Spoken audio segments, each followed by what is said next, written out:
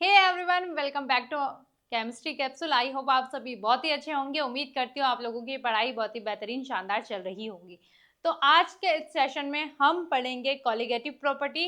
उसके अलावा non ideal gate के नॉन आइडियल सॉल्यूशन था जो वो उसके हमने क्या करा था, पॉजिटिव डेविएशन था, नेगेटिव डेविएशन था ना, तो उनके हमने ग्राफ नहीं पढ़े थे। तो वो आज के सेशंस में हम बिल्कुल बहुत ही अच्छे तरीके से बच्चा पार्टी यहाँ पे पढ़ने वाले हैं। तो सबसे पहले हम राउल्ट्स लॉ पे जाते हैं। तो राउल्ट्स लॉ क्या कहता है आपके पास में कि कोई सा भी आपका सॉल्यूशन है और वो उसमें आपके पास में जो नॉन वॉलेटाइल के लिए क्या है, आपके पास में जो पार्शियली प्रेशर है सॉल्वेंट का, वो उसमें जो सॉल्यूट है उसके क्या होता है बेटा, मोल फ्रैक्शन के क्या होता है, डायरेक्टली प्रोपोर्शनल होता है। ठीक है, तो यहाँ पे जाते हैं। तो ये आपके पास में उसमें पॉजिटिव डेविएशन। अच्छा, आइडियल गैस क्या था, जो राउल्ट्स लॉ को पूरी तरीके से फॉलो करते हैं उन्हें हम क्या कहते थे, आइडियल सॉल्यूशन। जो नहीं करते थे उनको हम क्या कहते हैं, non ideal solution. Non ideal में या तो फॉलो नहीं करेंगे तो क्या करेंगे, वो या तो गलत रास्ते पे जाएंगे या अच्छे रास्ते पे जाएंगे, या मतलब पॉजिटिव में जाएंगे या नेगेटिव में जाएंगे। ठीक है, क्योंकि आइडियल गैस में डेल एच मैक्स और डेल वी आपके पास में क्या था बेटा, जीरो था। ठीक है, तो यहाँ पे बेसिकली आपके पास में जो डेल एच या तो पॉजिटिव होगा या डेल एच आपके पास में आपका नेगेटिव हो जाएगा।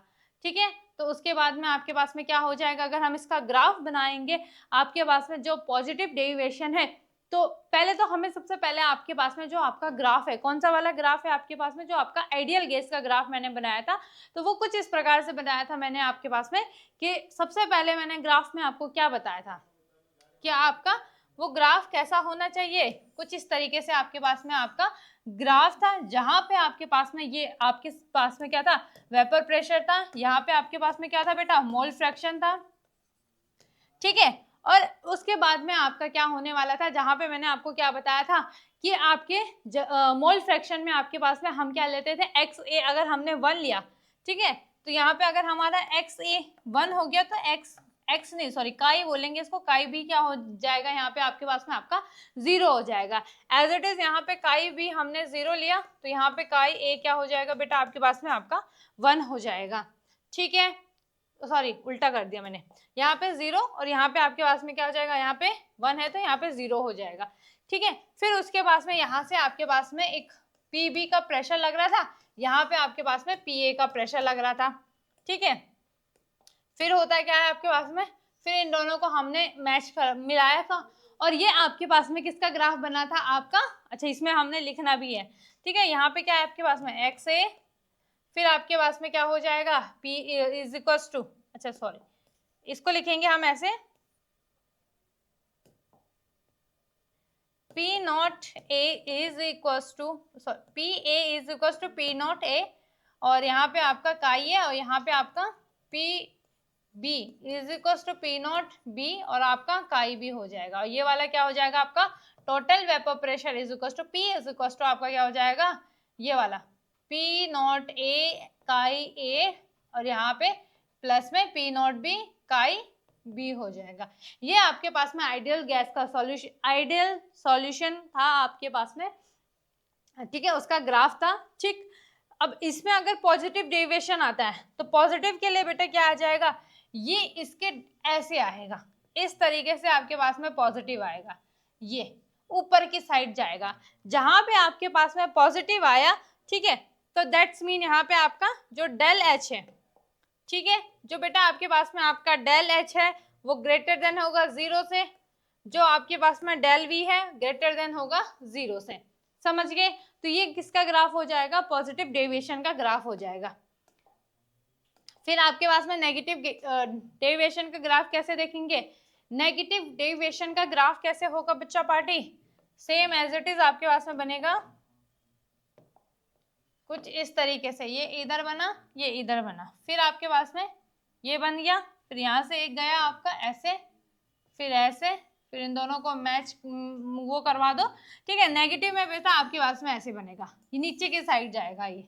ठीक है, तो ये नेगेटिव डेविएशन का ग्राफ हो जाएगा, जहां पे आपके पास में डेल एच लेस देन होगा 0 से, ठीक है, डेल वी भी लेस देन होगा 0 से। समझ गए, नेक्स्ट हम यहाँ पे पढ़ेंगे अब आपके पास में एजियोट्रोप्स। क्या होते हैं ये एजियोट्रोप्स? एजियोट्रोप्स क्या होते हैं? The binary solution, binary solution है आपके पास में, ठीक है, कि the binary solution having a same composition in liquid and vapor phase which boil at a constant temperature, ठीक है, and cannot be separated by frictional distillation are known as the azeotrophs, ठीक है। तो यहाँ पे आपके पास में क्या बन रहा है, कोई बाइनरी सोल्यूशन है हैविंग द सेम कंपोजिशन, अब इसमें सेम कंपोजिशन है in liquid and vapour phase. Vapour phase बेटा इसको हम इस तरीके से समझेंगे आपके पास में कि आपका हम सबसे पहले बॉइलिंग पॉइंट को समझते हैं। यहाँ पे बॉइलिंग पॉइंट बेसिकली होता क्या है, जहाँ पे आपके पास में आपका एटमॉस्फेरिक प्रेशर और वेपर प्रेशर क्या हो जाता है, इक्वल हो जाता है, ठीक है।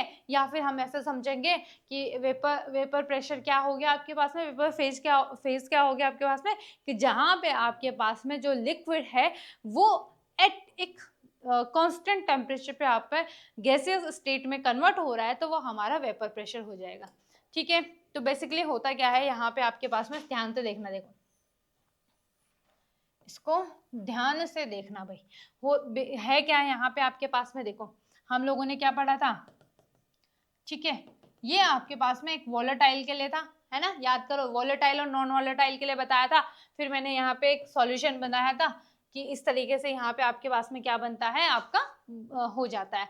तो यहाँ पे देखो उसके बाद में क्या था, वेपर फेज है विच बॉयल एट, अब हम इसको बॉयल करते हैं एट कांस्टेंट टेम्परेचर, फिर can not be separated by fractional distillation. Distillation में क्या होता है, बेसिकली आपके पास में डिस्टिलेशन को समझते हैं हम, तो इसमें क्या है, जैसे मान लो मेरे पास एक वो है बीकर है, इस बीकर में हमने यहाँ पे वाटर के ये मिला दिए, ये वाटर है, ये 100 डिग्री सेल्सियस में है, और एक और मिला दिया मैंने यहाँ पे, ये आपके पास में कितने डिग्री सेल्सियस में, ये इसका जो टेम्परेचर है वो 500 डिग्री सेल्सियस है। कितना टेम्परेचर है इसका, 500 डिग्री सेल्सियस है। अब मैंने जब इसको हीट दिया, ठीक है, मैंने जब इसको हीट दिया, तो हीट देने के बाद मैंने इसको दिया बेटा, हीट जो दिया वो 200 डिग्री सेल्सियस का हीट दिया।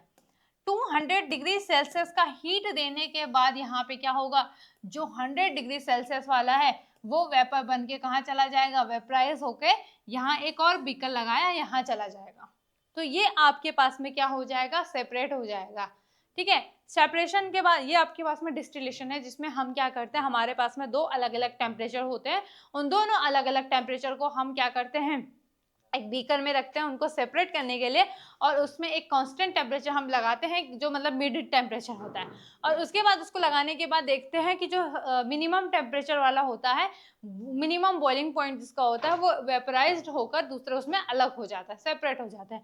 तो यहाँ पे भी आपके पास में जो आपका वेपर था, जो आपके पास में आपका वाटर था, ठीक है, वाटर के वेपर यहाँ पे आपके पास में आपका सेपरेट हो जाता है। तो अब यहाँ पे तो हमारे पास में दो अलग अलग टेम्परेचर थे। एजियोट्रोप्स में बेटा क्या होता है, क्या होता है बेटा एजियोट्रोप्स में, कि यहाँ पे हमारे पास में क्या आपका क्या होता है कि यहाँ पे विच बॉयल एट कांस्टेंट टेम्परेचर, और यहाँ पे आपके पास में सेम कॉम्पोजिशन होता है लिक्विड का, सेम कंपोजिशन होने के बाद में हम इनको सेपरेट नहीं कर सकते हैं, चाहे वो फ्रैक्शनल डिस्टिलेशन से हो, चाहे हमारे पास में नॉर्मल डिस्टिलेशन से हो, तो उन्हीं को हम क्या बोलते हैं आपके, आर नोन एज एजियोट्रोप्स। समझ गए? इसमें एक मिनिमम बॉइलिंग एजियोट्रोप्स है, जिसका एग्जांपल क्या है, इसमें एथेनॉल होता है 95% और वाटर होता है 5%। क्लियर? ठीक है, ये आप ऑर्गेनिक में भी पढ़ोगे, ऑर्गेनिक केमिस्ट्री में भी पढ़ोगे इसके बारे में। चलो, the binary solution which saw a large positive deviation for Raoult's law from minimum boiling azeotrophs at a specific composition, example ethanol plus water। तो एथेनॉल इसमें 95% है, एथेनॉल का फॉर्मूला होता है C2H5OH और वाटर का होता है H2O। तो एथेनॉल 95% है, 5% इसमें बेटा क्या है आपका वाटर है, ठीक है। अब एक दूसरा होगा जिसमें मैक्सिमम वाला, maximum boiling azeotropes, the binary solution which show a large negative deviation from Raoult's law from the maximum boiling azeotrophs at a specific composition, example है nitric acid HNO3। Nitric acid कितना है 68% है, अब water है आपके पास में आपका 32%। क्लियर हो गया आपके पास में? चलो आगे देखते हैं हम। अब है बेटा आपके पास में कॉलिगेटिव प्रॉपर्टीज। कॉलिगेटिव प्रॉपर्टीज को समझने से पहले ऐसे समझते हैं, मेरी शादी हो रही है, सपोज बेटा, सपोज, ठीक है। अब जितने भी तुम मेरे प्यारे प्यारे नन्हे मुन्ने रसगुल्ले हो, बच्चे हो, तो मैंने आना तुम लोगों को अपनी शादी में बुला दिया, काम करने की तुम सब ना मेरी शादी में आ जाना, ठीक है। तो मैंने इनविटेशन दिया लगभग आपके पास में 500 बच्चों को। अब मुझे इतना तो कंफर्म है कि लगभग 300-400 बच्चे तो आएंगे आएंगे, लेकिन पूरी कंफर्मेशन भी नहीं है, कुछ कंफर्म नहीं है मुझे कि कितने आएंगे कितने नहीं आएंगे, ठीक है। तो होता क्या है, जब मैं शादी में, जब शादी वाला दिन होता है, तो मैं देखती हूँ भाई, क्योंकि देखो 10 बजे तक बारात आनी होती है लगभग लगभग, तो मैं देखती हूँ 8 बजे तक मैं अपना रेडी रोडी हो गई, तो मैं देखती हूँ भाई मैंने बच्चे बुला रखे हैं अपने, तो मेरे को देखना भी पड़ेगा। और सबसे मेन चीज क्या है, अगर मैं बच्चे देख रही हूँ तो फिर मुझे उसमें क्या देखना पड़ेगा, बच्चे तो देखने ही पड़ेंगे, उसके अलावा मुझे उसमें क्या देखना पड़ेगा, कितने बच्चे आ रहे हैं। क्यों देखूंगी मैं, क्योंकि मैंने कैटरिंग वाले को ऑर्डर देना है, इतने बच्चों के लिए एक स्पेशल अलग से तुमने क्या करना है, खाने का अरेंजमेंट करना है। क्यों करना है भाई खाने का अरेंजमेंट अलग से, क्योंकि रिलेटिव्स तो आएंगे, अलग आएंगे, लेकिन हमारे बच्चों के लिए स्पेशल होना चाहिए कि नहीं होना चाहिए, बिल्कुल। तो हमने बोला एक काम करते हैं, हम बच्चों के लिए आराम से कर देते हैं। अब उसमें उन्होंने, कैटरिंग वालों ने बोला मैडम बताओ कितने बच्चे आएंगे, मैंने बोला लगभग लगभग 500, मैंने इनविटेशन दिए तो 400 बच्चे तो आएंगे आएंगे। और भाई साहब आ जाते हैं 500 बच्चे। और मैं बोलती हूँ भाई क्या हो गए, ठीक है।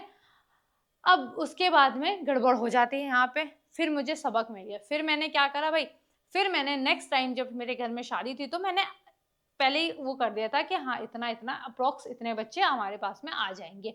तो इसमें क्या हुआ, फिर मैं क्या देख रही हूँ, जब बच्चे आ रहे थे तो मैं ये देख रही थी कौन, मैं ये नहीं देख रही थी कौन आ रहा है, क्या आ रहा है, कौन आ रहा है, मुझे उस चीज से कोई मतलब नहीं है, क्योंकि मेरे को भाई कैटरिंग वाले को ऑर्डर देना। तो मैं क्या देख रही थी यहाँ पे कि कितने बच्चे आ रहे हैं, कितने वहां से आ रहे हैं, कितने यहाँ से आ रहे हैं, हाउ मेनी जो स्टूडेंट्स है हमारे पास में, मैं बस स्टूडेंट पे फोकस कर रही थी कि कितने हैं, नंबर कितना है, ठीक है। तो एज इट इज आपके पास में कॉलिगेटिव प्रॉपर्टीज में होते हैं। यहाँ पे ये नहीं देखता है कि सॉल्यूट क्या है, उसको कोई मतलब नहीं है भाई, जो भी सॉल्यूट होगा, इसको किस चीज से मतलब है, नंबर ऑफ सॉल्यूट से, number of solute, number of solute molecules participate in solution, ठीक है। इसको किस चीज से मतलब है, नंबर से मतलब है, सॉल्यूट के नंबर से, कि कितने सॉल्यूट के नंबर यहाँ पे पार्टिसिपेट कर रहे हैं। तो वही आपके पास में क्या है बच्चा पार्टी, कॉलिगेटिव प्रॉपर्टीज है। Colligative properties and determination, sorry ये थोड़ा हम आगे चले गए। तो क्या है आपके पास में, कॉलिगेटिव प्रॉपर्टीज हैं, ठीक है, जिसमें कि आपके पास में क्या है कि ये डिपेंड टोटली किस पे करता है, आपके यहाँ पे है, ठीक है। The properties that depend on the number of solute particles, किस पे डिपेंड कर रहा है, टोटली डिपेंड कर रहा है नंबर ऑफ सॉल्यूट पार्टिकल्स, ठीक है। उसके बाद में क्या है आपके पास में, irrespective of their nature relative to the total number of particles present in the solution are called colligative properties। समझ गए। सबसे पहले तो the properties that depend on number of solute and their nature relative to the total number of particles in present in the solution are called colligative properties। तो basically आपके पास में जो colligative properties है वो आपके 4 टाइप्स की होती है। कौन कौन सी होती है, एक होती है बेटा आपके पास में relative lowering of vapour pressure, ठीक है। एक है आपके पास में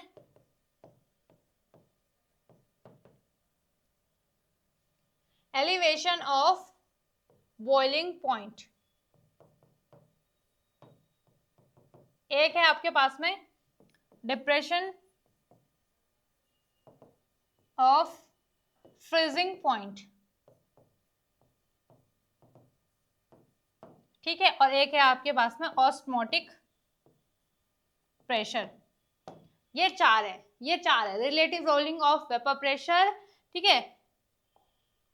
अब इसमें सबसे पहले हम किसको समझेंगे, देखो कौन कौन से आपके पास में यहाँ पे, अब आपके पास में हमने क्या है colligative and determination of molar मास, ये भी हम पढ़ेंगे इसमें, ठीक है।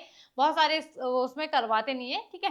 The properties which depend upon the number of solute particles present in the solution are known as colligative properties। There are the 4 types of colligative properties mainly observed, ठीक है। relative lowering in vapor pressure, elevation of boiling point हो गया आपके पास में, और depression of freezing point हो गया, osmotic pressure हो गया, ठीक है।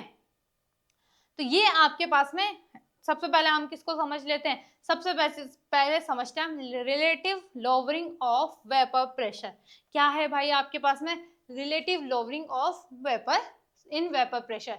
तो इससे पहले हम बच्चा पार्टी यहाँ पे थोड़ी सी एक चीज को ना, एक कॉन्सेप्ट को समझते हैं, ठीक है। देखो, relative lowering of vapour pressure, elevation of boiling point, depression of freezing point, तीनों एक जैसा है, ऑस्मोटिक प्रेशर थोड़ा सा अलग है, उन तीनों को हम फिलहाल समझते हैं, ठीक है। तो होता क्या है, ठीक, आपके पास में कौन सा वाला लूं मैं, अच्छा ये है ना यहाँ पे, इसका कलर, ठीक ठीक है। ये हमारे पास में है एक, अच्छा इसमें एक बीकर है कुछ इस तरीके से आपके पास में, इतना ठीक है ना। एक यहाँ पे भी है, ठीक है। एक ये बड़ा वाला हो गया आपका, ठीक।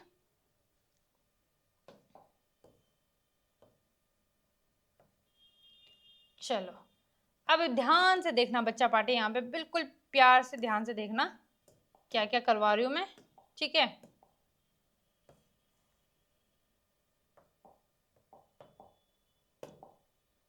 अब देखो यहाँ पे आपके पास में होता क्या है, क्या होता है भाई, देखो ये तो आपके पास में किस चीज का है, ये है आपके पास में सॉल्वेंट का, किसका है, सॉल्वेंट का, ठीक है।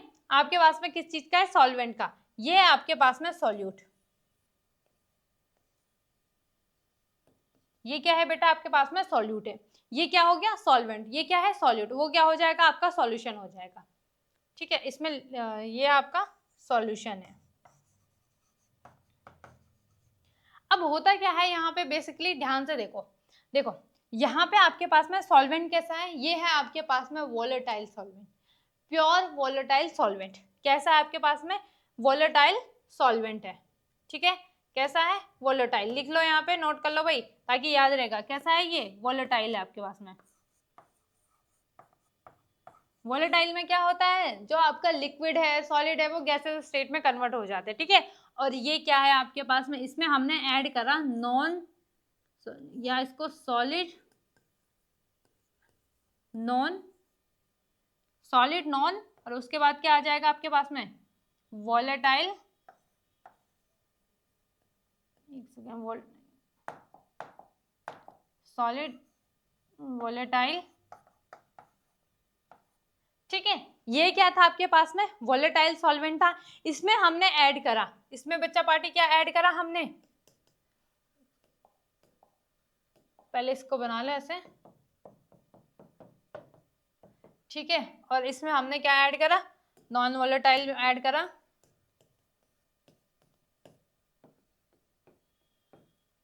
ठीक। अब यहां बिल्कुल ध्यान से देखना है, देखो क्या था आपके पास में, एक सॉल्वेंट था, वोलेटाइल सॉल्वेंट था, अब हमने इसमें क्या ऐड करा, हमने बेटा इसमें ऐड करा सॉलिड नॉन वोलेटाइल सॉल्यूट। अब जब हमने इसमें ऐड करा सॉलिड नॉन वोलेटाइल सॉलिड, तो होता क्या है यहाँ पे, जो आपके पास में आपका सॉल्यूशन था, इस सॉल्यूशन में क्या हो जाता है, बेसिकली इस सॉल्यूशन में बेटा आपके पास में क्या होता है, इस सॉल्यूशन में आपका जो वेपर प्रेशर है वो डिक्रीज हो जाता है, ठीक है। नॉर्मली देखो, जब हमने ना, याद करो पिछला वाला मैं आपको बता रही थी ना, उसमें मैंने बताया था हमारे पास में अगर वोलेटाइल वोलेटाइल सॉल्वेंट सॉल्यूट और सॉल्वेंट वोलेटाइल है, तो सॉल्यूशन भी आपके पास में बड़ी सही से, मतलब वेपर प्रेशर उसका अच्छे से हो जाता है ना, सही वेपर प्रेशर हो जाता है। अगर नॉन वोलेटाइल आपके पास में क्या होता है, सॉल्यूट होता है, तो फिर उसके वेपर प्रेशर में क्या आ जाती है, वो डिक्रीज हो जाता है। एज इट इज हमारे पास में यहाँ पे हो जाता है, हमने इसमें नॉन वोलेटाइल सॉलिड मिलाया, सॉल्यूट, ठीक है। तो इसमें क्या होता है, इसके वेपर प्रेशर में, ठीक है, इसका जो वेपर प्रेशर था वो डिक्रीज हो जाता है, ठीक है, डिक्रीज हो जाता है, वेपर प्रेशर डिक्रीज हो जाता है। तो इसी को हम क्या बोलते हैं, relative lowering in vapour pressure, समझ गए, इसी को हम क्या बोलते हैं, relative lowering in vapour pressure कहते हैं। देखो यहाँ पे रिलेटिव, ठीक है, क्या है आपके पास में, एक सेकेंड, हाँ, ठीक है। Relative lowering of vapor pressure is the ratio of the vapor pressure lowering of the solution to the vapor pressure of the pure solvent। ठीक है, जो प्योर सॉल्वेंट का आपके पास में वेपर प्रेशर था, ठीक है, वो आपके पास में क्या है, इन दोनों का रेशियो है। It's colligative properties meaning it's depend on the number of solute particles note their nature and in the solution. इसमें कोई डिपेंडेंसी नहीं होगी इनके नेचर की, इनके प्रॉपर्टीज की, ठीक है। सॉल्यूशन में किस पे डिपेंड करेंगे, number of solute. Number of solute कितने पार्टिसिपेट कर रहे हैं यहाँ पे, जैसे मैंने यहाँ पे समझाया आपको, क्या समझाया मैंने यहाँ पे आपको, आपके पास में यहाँ पे मैंने आपको यही बताया कि अगर हमने यहाँ पे नंबर ऑफ सॉल्यूट को बढ़ा दिया, नंबर ऑफ सॉल्यूट को हमने इंक्रीज करा, तो यहाँ पे आपके पास में क्या हो जाएगा, उसके जो वेपर प्रेशर है वो बहुत ज्यादा डिक्रीज हो जाएगा। समझ गए, वेपर प्रेशर यहाँ पे क्या हो जाएगा, बहुत ज्यादा डिक्रीज हो जाएगा। तो ये टोटली डिपेंड किस पे करेगा, आपके पास में नंबर ऑफ सॉल्यूट पे डिपेंड करेगा। ठीक है, इसके लिए एक फॉर्मूला बनता है। ठीक, अच्छा, इसका डिटर्मिनेशन ऑफ मोलर मास में कैसे आएगा, जो आपके पास में relative lowering in vapour pressure है बेटा, तो ये आपका इसका जो फॉर्मूला बनता है वो बनता है आपके पास में P नॉट A, फिर आपके पास में क्या आ जाएगा minus PS, P naught A minus PS upon में P नॉट A आ जाता है, ये आपके पास में। ठीक है, या आपको किस तरीके से दिया होगा, या आपको दिया होगा, हाँ ये रहा ना यहाँ पे, ये देखो, ठीक है, या आपके पास में, अच्छा ये किसके लिए, ये कौन सा वाला है, ये राउट्स लॉ वाला है, याद करो भाई, राउट्स लॉ वाला है। ठीक है, रिलेटिव लोअरिंग वेपर प्रेशर, ये बॉइलिंग पॉइंट का है, फ्रीजिंग पॉइंट का हो जाएगा, ये रिलेटिव लोअरिंग वेपर प्रेशर का हो जाएगा P naught A minus PS upon में P नॉट A, और ये इज इक्वल टू X है। ये हमने किस में पढ़ा था, राउट्स लॉ में पढ़ा था, समझ गए। चलो अब हम इसमें ना थोड़ा सा वो वाला कॉन्सेप्ट देख लेते हैं, ये है यहाँ पे देखो, P not minus PS lowering in vapour pressure of the solution हो गया, P not minus PS upon P not relative lowering vapour pressure of the solution हो जाएगा, TB boiling temperature of the solution हो जाएगा, T not B boiling temperature of the pure solvent हो जाएगा आपके पास में। ठीक है, अब है आपके पास में इसमें था एक मोलर मास वाला, कहाँ गया, एक सेकेंड बच्चा, पाटा सॉरी बच्चे पार्टी, अच्छा इसमें से डिटर्मिनेशन रिलेटिव लोअरिंग, ये वाला है बेटा, ये वाला है। ठीक है, देखो determination of the molar mass from the relative lowering in vapour pressure, तो ये क्या है, from Raoult's law for the solution containing non volatile solute, तो ये हो जाएगा आपके पास में, we know that P not minus PS upon P naught is equal to आपका X सॉल्यूट हो जाएगा। X सॉल्यूट क्या है, मोल फ्रैक्शन ऑफ सॉल्यूट। ठीक है, तो यहाँ पे क्या हो जाएगा आपके पास में P not minus PS upon P not, तो ये हो जाएगा X सॉल्यूट कैसे आया, ये क्या हो जाएगा, मोल फ्रैक्शन ऑफ सॉल्यूट। तो क्या होता है mole fraction of solute, number of solute upon में number of solute plus number of solvent आ जाएगा आपके पास में। ठीक है, तो यही आ जाएगा N upon N solute upon N solute और प्लस में N सॉल्वेंट। अब N सॉल्यूट इतना इसकी जो वो होती है, वैल्यू होती है, इतनी कम होती है, 0.001 होती है, तो इसको हम नेग्लिजिबल कर देते हैं, नेग्लेक्ट कर देते हैं यहाँ पे, तो लेते ही नहीं है इसको। तब वो फॉर्मूला बनता है P not minus PS upon P nought N solute upon N solvent आ जाता है। फिर आपके पास में ये आपका फॉर्मूला बनता है। ठीक है, चलो नेक्स्ट हमारे पास में क्या है बेटा, नेक्स्ट क्या है हमारे पास में, नेक्स्ट है हमारे पास में elevation in boiling point. Elevation in boiling point में क्या है आपके पास में, द बॉइलिंग पॉइंट इज अच्छा इसको भी मैं पहले ना इसके थ्रू समझती हूँ, इसमें भी सेम है, सॉल्वेंट है, प्योर सॉल्वेंट है, वोलेटाइल सॉल्वेंट है, इसमें हमने क्या मिलाया, नॉन वोलेटाइल सॉलिड मिलाया, तो इसकी वजह से इसके फ्रीजिंग पॉइंट में क्या हो जाती है बेटा, इसका जो बॉइलिंग पॉइंट है वो इंक्रीज हो जाता है। ठीक है, इसके बॉइलिंग पॉइंट क्या हो जाता है, इंक्रीज हो जाता है, इसी वजह से इसको क्या बोलते हैं, elevation of in boiling point, elevation of boiling point कहते हैं। या फिर ऐसे समझो, जो वेपर प्रेशर या जो प्रेशर होता है वो बॉइलिंग पॉइंट के क्या होता है, इन्वर्सली प्रोपोर्शनल होता है, इन्वर्सली प्रोपोर्शनल होता है। दैट्स मीन अगर प्रेशर को हम इंक्रीज करेंगे तो बॉइलिंग पॉइंट डिक्रीज होगा। यहाँ पे देखो जब हमने मिलाया था तो इसमें वेपर प्रेशर डिक्रीज हुआ था, तो इसका मतलब आपका जो बॉइलिंग पॉइंट है वो इंक्रीज हो जाएगा। समझ गए? हम इसको समझते हैं। The boiling point is the defined as a temperature at the which a liquid saturated vapor pressure equal to the atmospheric pressure of the surrounding it. Boiling point elevation क्या है आपके, elevation क्या है आपके पास में?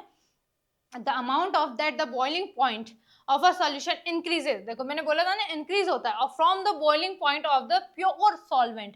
Freezing point depression, the amount of that the freezing point of the solution decreases from the freezing point of the pure solvent. वही same चीज इसी में होता है। अगर आपके पास में फ्रीजिंग पॉइंट और आपके पास में relative lowering in vapour pressure same है, ठीक है। Relative lowering in vapour pressure में क्या होता है आपके पास में बच्चा पार्टी, सेम यही चीज होती है कि आपका जो सॉल्यूशन होता है, सॉल्यूशन में जब हम सॉल्वेंट होता है, सॉल्वेंट में हम जब क्या मिलाते हैं, इसमें हमने ऐड करा सॉलिड नॉन वोलेटाइल सॉल्यूट, तो इसकी वजह से इसका जो फ्रीजिंग पॉइंट है वो क्या हो जाता है, डिक्रीज हो जाता है। समझ गए? बस इतना सा ही है आपके पास में। डिटर्मिनेशन वाला पढ़ लेते हैं हम। देखो ये है आपके पास में elevation of in boiling point में, ठीक है। तो ये देखो आपके पास में ये सॉल्यूशन है, आपके पास में क्या हो रहा है, यहाँ पे आपका इंक्रीज हो जाता है। क्या इंक्रीज होता है आपके पास में? आपका बॉइलिंग पॉइंट, ठीक है। तो ये आपके पास में क्या कहलाएगा, आपका एलिवेशन इन बॉइलिंग पॉइंट में हो जाएगा। ये इसका ग्राफ बनेगा, इसका स्क्रीनशॉट ले लो भाई। नेक्स्ट है आपके पास में depression in freezing point. The freezing point is the temperature of the liquid at which it change in the its state from liquid to solid. Freezing point क्या है आपके पास में? बेसिकली इसको समझ लो कि एक ऐसा टेम्परेचर है आपके पास में कि जिसमें आपके पास में ये लिक्विड से सॉलिड में कन्वर्ट होता है, ठीक है, at atmospheric pressure. Freezing point depression, the amount that the freezing point of the solution decreases for the freezing point of the pure solvent. इसका सबसे जीता जागता एग्जांपल कहाँ देखोगे आप? जब आप कभी पहाड़ों में घूमने जाओ ना, जहाँ बर्फबारी गिरती है, तो वहाँ सड़कों पे देखना, जब जहाँ पे अगर बर्फ बिछी होगी ना, तो वहाँ पे क्या मिला देते हैं आपके पास में? नमक मिला देते हैं। नमक मिला देते हैं, क्यों मिलाते हैं हम नमक? ताकि क्या हो जाए, ये जल्दी से पिघल जाए, ठीक है। चलो ये आपके पास में हो जाएगा, ठीक है, इसका ग्राफ हो जाएगा। नेक्स्ट देखते हैं हम, ऑस्मोटिक प्रेशर है। तो ऑस्मोटिक प्रेशर में क्या होता है भाई? Osmotic pressure is the pressure required to stop the flow of the solvent molecules like water from a region of a lower solute concentration to the region of the higher solute concentration across the semi permeable membrane. अब इसको समझते हैं हम, ये क्या है भाई? इससे में तो तुम समझ नहीं पाओगे कि क्या है, ठीक है। ऑस्मोसिस द आपके पास में स्पॉन्टेनियस मूवमेंट है of a solvent typically water through the semi permeable membrane from a region to lower solute concentration to the region of a higher solute concentration. अब आपके पास में इसको समझते हैं हम, ये क्या है बेसिकली। देखो होता क्या है आपके पास में, जैसे आपने देखा होगा ना कि हम रात को क्या करते हैं, किशमिश को भिगो के रखते हैं और सुबह वो फूल जाती है, ठीक है। तो हुआ क्या है यहाँ पे, देखो ये आपके पास में एक, इसको ऐसे रुक जाओ, ये आपके पास में क्या है, सेमी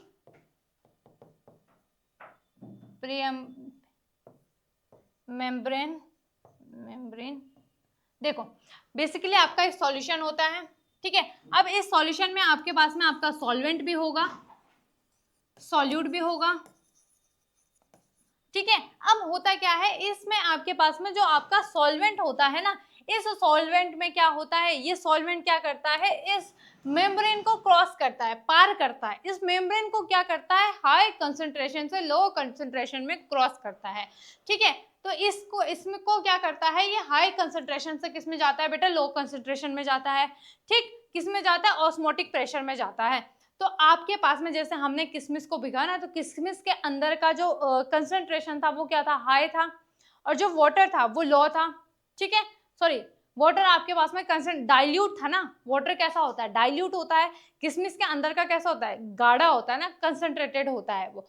तो जब उसको हमने कंसंट्रेशन में भेजा, कैसे कंसंट्रेशन में गया, वो आपके पास में लो से हाई में गया, हाँ सॉरी, लो से किस में जाता है, वो हाई कंसंट्रेशन में जाता है, ठीक है। तो इसमें आपके पास में ये एक आपके पास में क्या होता है, एक फिनोमिना होता है। तो अगर इसमें हम क्या कर देते हैं, यहाँ पे एक प्रेशर क्रिएट करते हैं। अगर हमने क्या करा बेटा, यहाँ पे प्रेशर क्रिएट करा, ठीक है, हम जब यहाँ पे प्रेशर क्रिएट करते हैं और उस प्रेशर क्रिएट करने के बाद यहाँ पे क्या हो जाता है, जो ये पूरी रिएक्शन है ये रुक जाती है, ये फ्लो जो है वो टूट जाता है, इसी को क्या बोलते हैं, ऑस्मोटिक प्रेशर कहते हैं, ठीक है। Osmotic pressure is defined as the minimum pressure applied to the solution to stop the flow of the solvent molecules through the semi-permeable membrane, ठीक है, ठीक है। यहाँ पे आपके पास में क्या है आपका, कि हम क्या करते हैं बेटा, एक ऐसा प्रेशर क्रिएट करते हैं, ठीक है, एक मिनिमम प्रेशर क्रिएट करते हैं जिससे ये आपका जो फ्लो है सॉल्वेंट का, ठीक है, मेम्ब्रेन से जाने का, वो बिल्कुल बंद हो जाता है। तो इसको ही हम क्या बोलते हैं, ऑस्मोटिक प्रेशर कहते हैं, ठीक है। और इसमें याद रखना, जो आपका ऑस्मोटिक प्रेशर होता है, ठीक, वो ऑस्मोटिक प्रेशर क्या होता है आपके पास में, ठीक है, ये होता है बेटा आपका पाई इज इक्वल टू, कहीं पे आपके पास में क्या दिया होगा, CRT दिया होगा बेटा। सी मतलब क्या है, यहाँ पे आपके पास में आपका कंसंट्रेशन है, सी क्या है, कंसंट्रेशन है, ठीक है। और जो पाई है वो क्या हो जाएगा आपके पास में, आपका ऑस्मोटिक प्रेशर हो जाएगा, ठीक। और या यहाँ पे दिया होगा कई बार pi is equal to NRT भी दिया होगा, ये इसके लिए फॉर्मूला होता है। जब हम इसके न्यूमेरिकल करेंगे तब हम इनको अच्छे से समझेंगे, मैं वहीं पे इसको पूरा करवा दूंगी, ठीक है। अब इसको समझते हैं हम, थोड़ा सा ये वाला है आपके पास में, अच्छा ये हो गया था, इसमें रुक जाओ, हाँ बेटा ये थोड़ा सा इंपॉर्टेंट है, ये छूट गया। Determination of molar mass of the elevation of a boiling point, ये क्या है आपके पास में, the decreases in freezing point of the solution due to presence of the non volatile solute is known as the differential of freezing point, हो गया TF से हम डिनोट करते हैं। तो हमारे पास में एक्सपेरिमेंटली क्या हो जाएगा, it was the found that the depression of freezing point of the solution directly proportional to molality होती है। क्या बोले इसने, कि जो आपके पास में डेल TF है, डेल TF है, ओके ओके ओके रुक जाओ, ठीक है, जो आपके पास में आपका डेल TF है, ठीक है, वो डायरेक्टली प्रोपोर्शनल किसके होते हैं, मोलालिटी के होती है। मोलालिटी को किससे डिनोट करते हैं, हम M से डिनोट करते हैं। तो इसका फॉर्मूला क्या होता है, तो यहाँ पे आपका TF माइनस क्या हो जाएगा, T0 S हो जाएगा, ठीक है, सॉरी S लिख दिया मैंने, TF माइनस ये हो जाएगा del T is equal to आपके पास में क्या हो जाएगा बेटा, del T is equal to आपका क्या हो जाएगा यहाँ पे TF और माइनस में T0 F, ठीक है, T0 F हो जाएगा।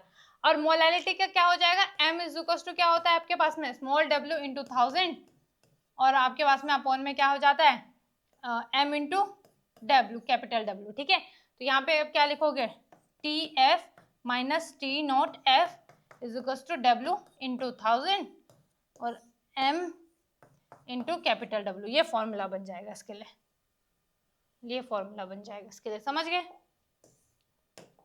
ये आ गया।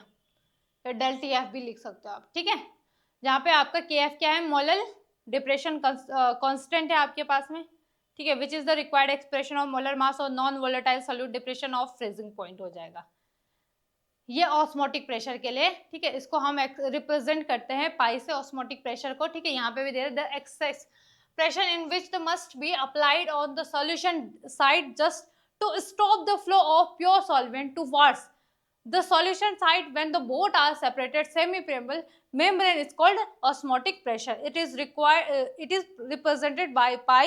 Experimentally it was the found the osmotic pressure of a solution directly proportional to molarity के directly proportional होता है, किसके होता है, molarity के होता है of the solution, ठीक है। इसका कैसे बनेगा आपके पास में, मोलारिटी के लिए क्या होता है आपके पास में, capital M is equal to W into 1000 upon M into capital V, ठीक है। तो यहाँ पे क्या हो जाएगा, pi directly proportional to concentration होता है, pi directly proportional to temperature होता है, और यहाँ पे कांस्टेंट लगता है जो आपके पास में आपका यूनिवर्सल गैस कांस्टेंट हो जाए R होता है। फिर आपके पास में ठीक है। Pi is equal to number of solute upon volume हो जाएगा आपका, और RT हो जाएगा। तो कुछ इस तरीके से आपके पास में ये बन जाएगा। अब ऑस्मोसिस क्या है भाई, है ना, the spontaneous flow solvent molecules toward the solution side when the both are the separated semi. अच्छा ये हो गया, चलो ठीक है।